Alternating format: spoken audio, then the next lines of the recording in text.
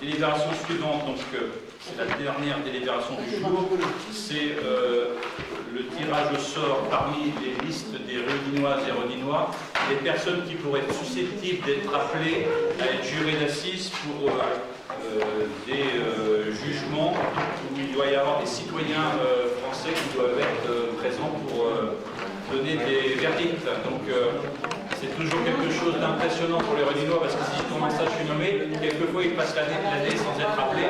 C'est plus souvent comme ça, mais s'il y avait vraiment un besoin, ils pourraient être appelés. Et donc on a un tirage au sort que l'on effectue. Vous savez, c'est la liste électorale. C'est sur la liste électorale, on tire une page, une ligne, un numéro, et vous allez m'expliquer comment on fait.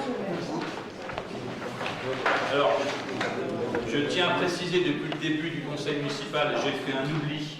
Je sais qu'elle a pris en note tout ce qu'on notait Betty Boudier, mais on doit avoir un secrétaire de séance.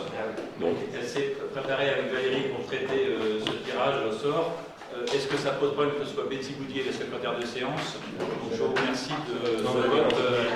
Et j'aurais dû, oui, mais quelqu'un d'autre aura pu tout noter, et je vais être secrétaire de séance. Et je m'en excuse de cet oubli de début de conseil. Alors, comment vous organisez, les dames? C'est monsieur Corr ou monsieur Gano? Oui. Vous voulez participer, venir ici pour participer avec le secrétaire de séance ou n'hésitez pas. Pour ouvrir à d'autres listes, la façon dont Pour faire quoi? on va dire. Oh, mais moi je veux bien.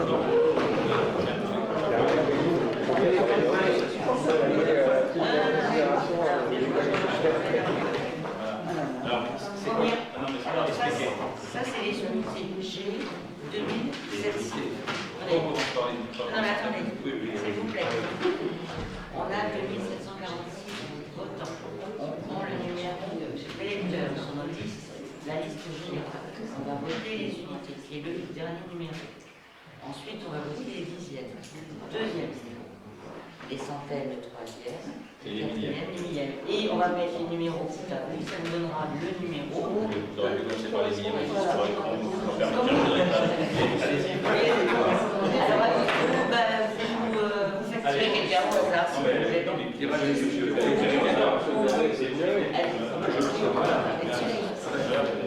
Alors, donc vous mettez là. Donc ça, c'est des unités.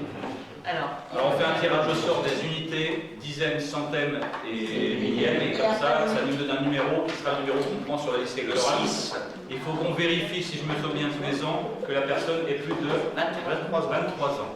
au 31 décembre. Au 31 décembre de quelle année? 1990. Soit né avant 1990. Alors, Oui, alors, vous êtes d'accord avec moi? Alors, attendez, je mélange pas son débat. Vous êtes d'accord? Oui, 1763. Donc, on va chercher le 1763.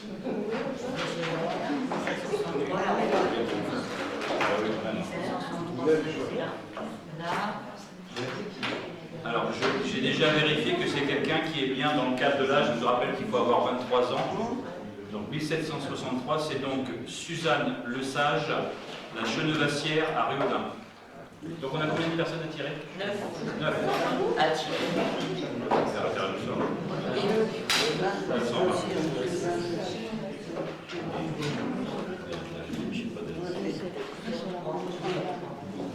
Quelqu'un peut noter le numéro qu'on tire? Non, ça y est, je le Non, marque. mais s'il y a un poste qui s'enlève, on va faire des notes de numéro.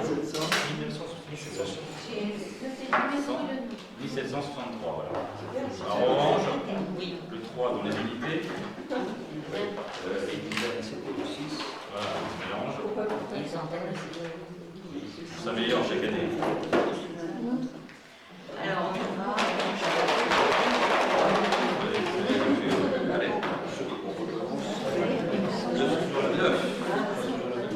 On va mettre, est-ce qu'on va faire 3 semaines, on est sur chaque deux. Ouais. Comme ça, ça va ranger. Et comme ça, on fait Le 8. Le 1.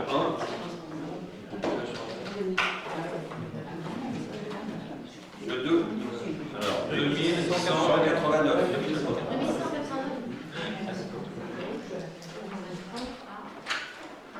Alors, 2180, je laisse mettre un petit papier. Alors, Donc c'est bon au niveau de l'âge. Et vous posez votre main. J'étais un petit peu de stabilo dessus. Voilà, mettez ça. Voilà. 1889, on est bien d'accord. Oui, 1889. Alors, il s'agit de monsieur Jean-Yves Michel Pelletier, 6 rue du Petit Plessis, à Riodin.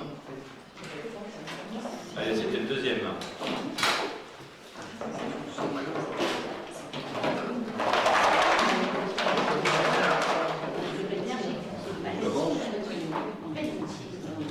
Le 9.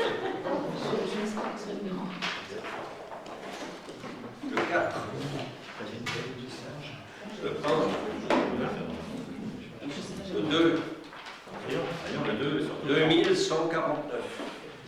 1149, un petit coup de stabilo et un post-it, Valérie. L'âge, c'est bon. Alors, il s'agit de monsieur Gérard Victor Bernard Pasquet, 33 rue des Fauvettes à Riodin. Et donc il y en a deux.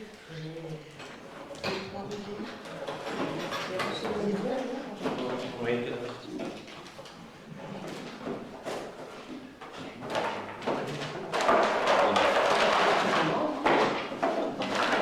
Vous avez mis 0 aussi. Oui, Tout leur fait. Attends, si vous prenez jamais 0, je vous pose la question. Le 4.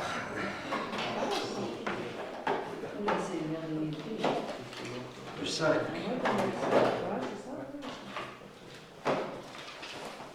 Le 3. Le 0. Donc ça fait 354. 354. Un petit coup de lâche, c'est bon, un coup de stabilo. Alors, un petit peu de gris. Voilà.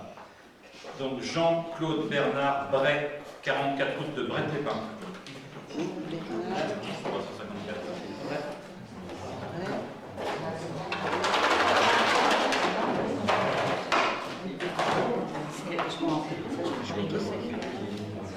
Le 9.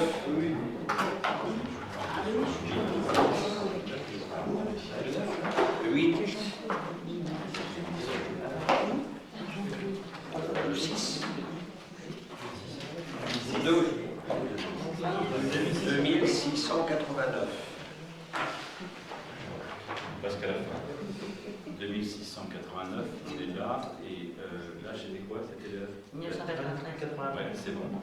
Donc, voilà. Donc, Marion, Pascal, Carole, Véni, le bordage à Riodin. V-E-N-I. Voilà notre famille.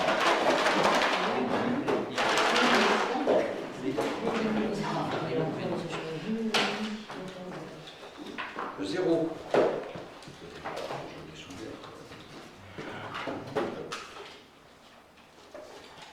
Le 6. Le 1. On a arrêté. Le 0. Oui, 160. 160.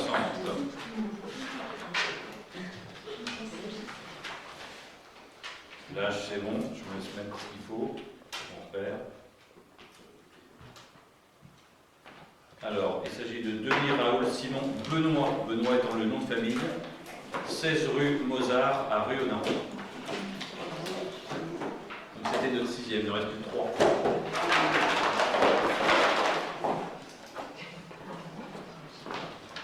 Zéro. 9. 6. 0. 690. C'est jamais arrivé qu'on trouve deux fois ce même. C'est le hasard. 690. Est-ce qu'elle dit non, alors c'est quelqu'un qui est plus jeune que 1993. Je vais constater, monsieur.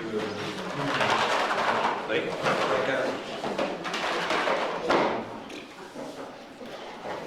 Celui-là. Donc vous ouvrez 690. 1. 2. 0. 0. 21. 21.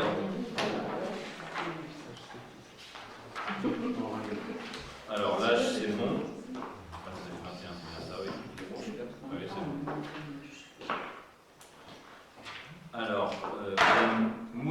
Amar, qui habite 28 rue Maurice Ravel à Ruaudin. Numéro 21.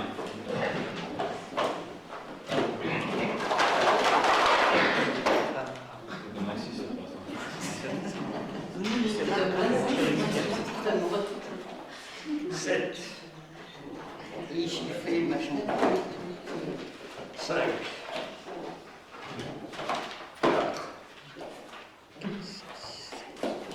0. Donc, 457.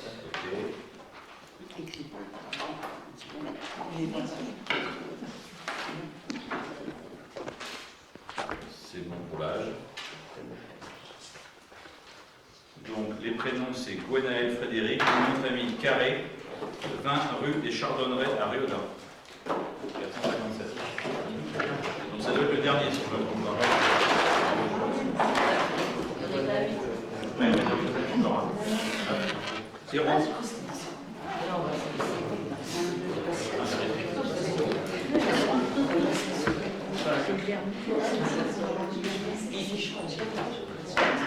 Trois. 0. 350. 350. C'est bon au niveau de l'âge, je vous laisse mettre les marques. Donc c'est une dame, les prénoms c'est Morissette Gilberte Denise, le nom de famille Branchu, 8 rue du Tailly à Réaudin. Non, c'est bon, on a chanté. Voilà. Merci. Donc 1, 2, 3, 4, 5, 6, 7, 8, 9,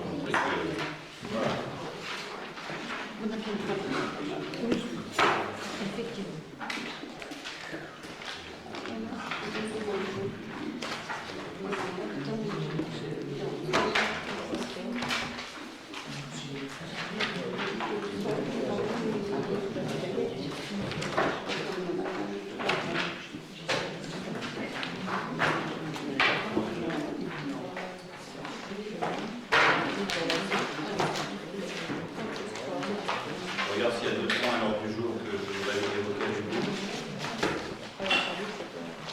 Est-ce qu'il y a des demandes d'intervention? On a entendu parler de la création d'une maison d'assistante maternelle. Est-ce que vous avez des éléments là-dessus? Alors, une maison d'assistante maternelle, c'est donc un établissement qui permet à des assistantes maternelles de s'installer entre elles dans une sorte d'association, je crois, de structure qui permet d'exercer leur travail, non pas à leur domicile, mais dans un lieu différent, où elles prennent un loyer et donc elles s'installent et qu'elles font leur travail. Officiellement, voyez, par les papiers aujourd'hui, on n'a pas de dépôt en mairie, que ce soit des demandes de travaux, que ce soit sur un local. Bien entendu, j'en ai entendu parler. Je sais qu'il y a un projet qui concerne 3 assistantes maternelles aujourd'hui. Elles ont trouvé un local, et ce que je sais, elles ont trouvé un accord avec un propriétaire privé. Oui, oui. Et dans ce cadre-là, il faut qu'elles obtiennent des accords pour pouvoir exercer, à savoir des accords d'urbanisme, parce qu'il faut certainement adapter les locaux, à savoir des accords d'ouverture, et notamment des accords liés peut-être à des structures qui encadrent la petite enfance, pour qu'ils aient les accords pour pouvoir s'installer. C'est une activité forcément de garde d'enfants, qui est une activité privée, qui est donc dans un champ du privé où il y a la liberté d'entreprendre. Et aujourd'hui, tout comme vous, j'ai aussi entendu parler de cela. Et effectivement, je m'attends à recevoir en tant qu'élu, et je peux vous le dire, même si aujourd'hui je n'ai aucun élément qui me permette de dire réellement qu'il y a un projet, à recevoir des documents incessamment sous peu. Ça, c'est clair. Si on peut savoir quand vous les aurez. Bah écoutez, quand on aura ces dépôts-là, de toute façon, je pense que compte tenu de ce que j'ai cru comprendre de l'emplacement, il y a bien des travaux à faire, puisqu'il faut adapter les locaux. Oui. Si vous avez les mêmes informations, Oui, on a pouvez sans doute s'avancer. les mêmes. Et donc, il y aura bien au moins une autorisation de travaux. Je ne sais pas si ça sera un permis, ça dépendra de la durée des travaux. Il y aura bien sûr une accessibilité à vérifier par les pouvoirs qui donnent l'accessibilité et après une cohérence par rapport à la petite enfance. Tout à fait, parce que en fait, si mes renseignements sont bons, la mairie n'a rien à voir là-dedans. Vous avez juste à donner un avis, puis c'est tout. Super. Et l'avis sera donné sur l'organisme et privé. Voilà. Alors, je peux entendre qu'il y a... parce que les gens s'interrogent... Oui, je peux comprendre. Il y a on en a parlé d'ailleurs de tout ce qui est garde d'enfants dans le cadre de la délibération sur les rythmes scolaires. Mais donc il y a bien sûr une crèche sur la commune. Vous savez, vous m'avez souvent rappelé qu'elle était un coût important pour la commune. Donc il y a une évolution de la commune qui va avoir lieu. Il y a des assistantes maternelles aujourd'hui. Quelque part, même si c'est une forme différente, c'est bien une même type de mode de garde qu'une assistante maternelle en structure et dans un lieu différent. C'est-à-dire que les personnes sortent de chez elles, entre guillemets, pour aller sur un lieu de travail, si on résume les choses. Et donc, oui, il y a des différents types de modes de garde qui se semblent se présager sur la commune. Se situe entre les assistantes maternelles et la crèche. Oui, entre les deux. Oui, je ne sais même pas si on peut définir l'un par rapport à l'autre, c'est une MAM, voilà, c'est le nom de La question qui se pose, en gros, d'après ce que j'ai compris, c'est qu'un certain nombre d'assistantes maternelles ont encore des places, alors que là, ce sont des assistantes maternelles qui arrivent de l'extérieur. Mais on n'y peut pas. Tout comme on ne peut pas empêcher une assistante maternelle qui viendrait habiter à Riodin ou dans l'extérieur de faire son activité en arrivant. Vous voyez, je suis dans ce sens-là. Alors je sais qu'il y a aussi à la fois, forcément les assistantes maternelles, je peux comprendre, elles souhaitent avoir suffisamment d'enfants à garder pour pouvoir avoir un revenu de leur travail, et c'est bien normal. Alors c'est vrai que Riodin, on a fait souvent parler de nous sur ces questions-là. Notamment, il y avait la question de la crèche, l'arrivée de la crèche, et on a souvent débattu dans nos places, et on avait travaillé pour garder, je dirais, un volume, parce que c'est aussi lié aux finances, assez acceptable par rapport aux finances, et pas aller dans une difficulté beaucoup plus loin, parce que à la fois vous avez des assistantes maternelles où on n'intervient pas du tout, entre guillemets, et à la fois la crèche où les communes peuvent acheter des places. Donc c'est un peu la difficulté de la gestion du monde de la petite enfance. Maintenant, je sais qu'il y a des difficultés quelquefois. Alors, il y a des assistantes maternelles qui ont des enfants, d'autres qui vont en avoir plus, qui est un peu le cas. Forcément, on est dans un monde privé, donc je ne parle pas de concurrence parce qu'on a tous les enfants, mais il y a une liberté d'entreprise, d'entreprendre, entre guillemets, pour ces personnes-là. Alors, ce que je sais, c'est que d'après les premières remontées sur, parce qu'il y a aussi le RAMP qui est un outil d'aide et d'appui pour les assistantes maternelles, c'est le relais d'assistantes maternelles pour la petite enfance, c'est ça, Mehdi, fait aujourd'hui de la promotion du métier d'assistante maternelle sur les deux communes sur lesquelles il a compétence, à la fois Mulsanne et Riodin, en estimant que dans les années qui viennent, alors c'est peut-être pas pour tout de suite, mais en estimant que pour les années qui viennent, il y aura peut-être, d'après l'évolution de nos communes, un déficit d'assistante maternelle et de donner vocation à des personnes d'aller vers ce métier-là. Donc voilà, tous les éléments qui sont les miens, mais en tous les cas, pour revenir à ce que vous disiez, M. Gagnon, et que vous avez acquiescé dans ce sens-là, on est bien dans un projet privé complètement que j'ai entendu parler.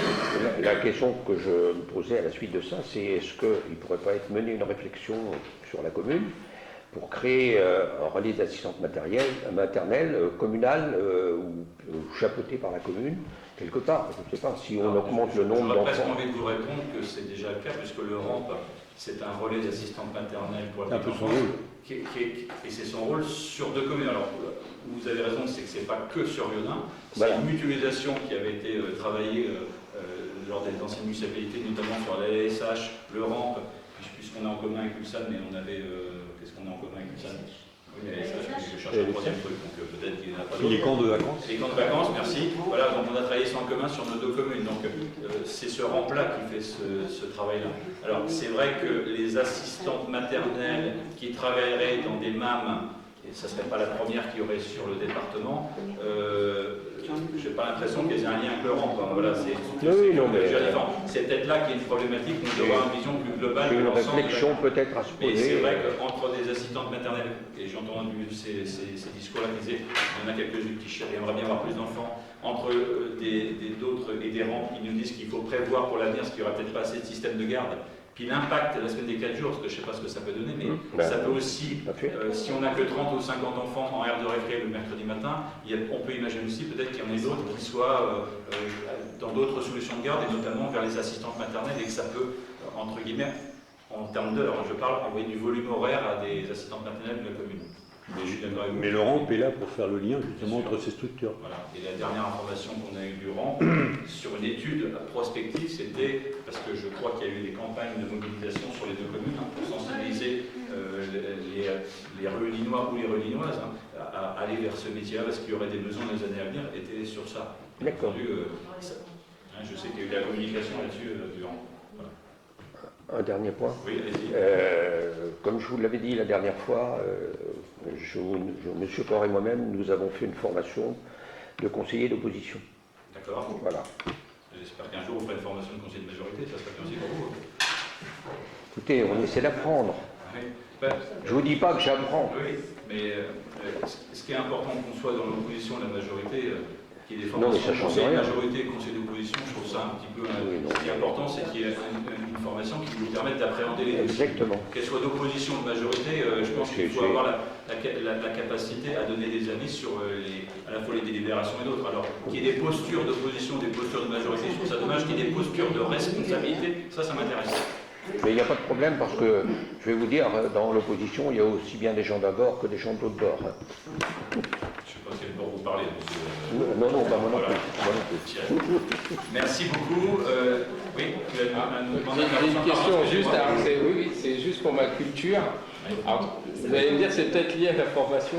Oui. Je voulais savoir quelle était la différence entre le fait de se retirer d'un vote ou de dire je suis contre ou je m'abstiens. Donc ça veut dire qu'on ne prend pas part au vote et qu'on ne prend pas part on prend part au débat, mais on se retire du vote pour ne pas dire je suis contre ou je suis absent. Pour moi, c'est un débat qui n'existe pas. On a appris ça. Oui, non, mais voilà. J'ai pas non, tout compris. Non, mais je peux le dire en transparent, il n'y a pas de question vicieuse. Hein, Non, effectivement, je vois pas. Pour moi, ça serait mieux de dire. On donnerait en détail le D'accord. truc. Il n'y a pas de problème. Mais c'est pas une question de vice, c'est une question de procédure. D'accord. Merci pour la réponse. Merci. C'est bon. Je vous propose de clôturer le conseil municipal. Merci, bonne soirée. Merci.